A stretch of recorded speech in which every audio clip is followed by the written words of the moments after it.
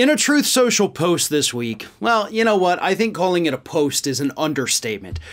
In a Truth Social unhinged tirade this week, Donald Trump demanded that the National Archives, NARA, give his documents back.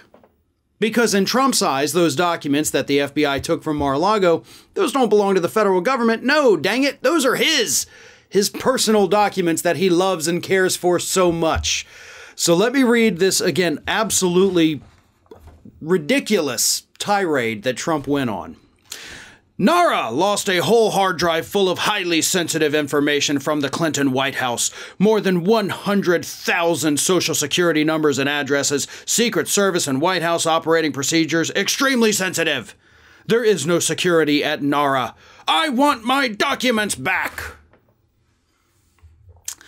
Again, not your documents. Anything created during your tenure in the White House and during the tenure of your predecessors and your successors is property of the United States government. So you can whine and cry all you want about wanting your documents back. The truth is you have your documents. Now, Trump is trying to point out this, one instance where a hard drive was in fact taken from the National Archives. It was well reported at the time. National Archives even put out a statement to the people who worked during that administration saying, hey, check your data. Something's been stolen from us.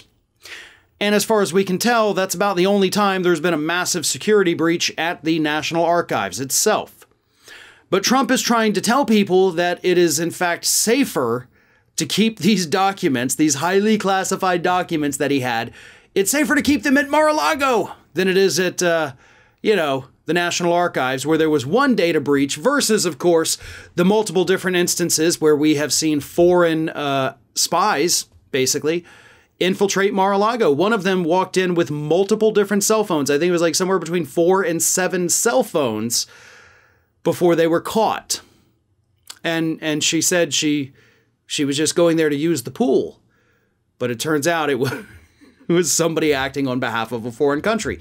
Not to mention the fact that Donald Trump's lawyer, Alina Habba, admitted that in the area where the documents were stored at Mar-a-Lago, people went through there all the time.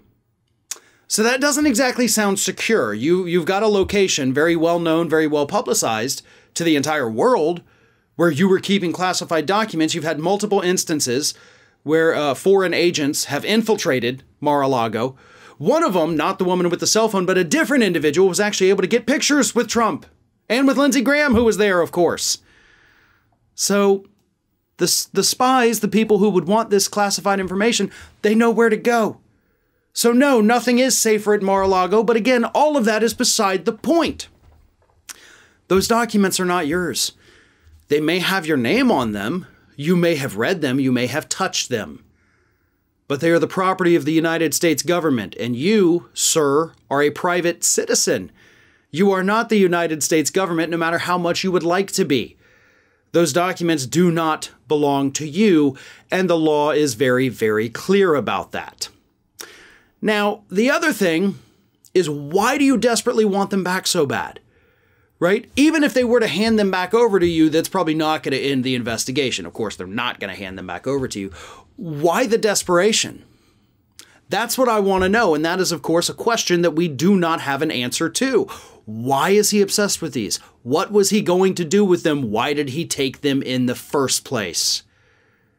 Those are questions that hopefully will be answered as this case continues. But as of right now, Trump seems desperate to get them back.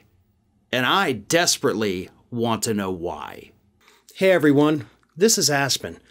And did you know that for the low, low cost of $0 per day, you can subscribe to the Fair and Balanced YouTube channel? We also encourage you to like, comment, and share. But again, click that subscribe button and help Aspen not be so grumpy.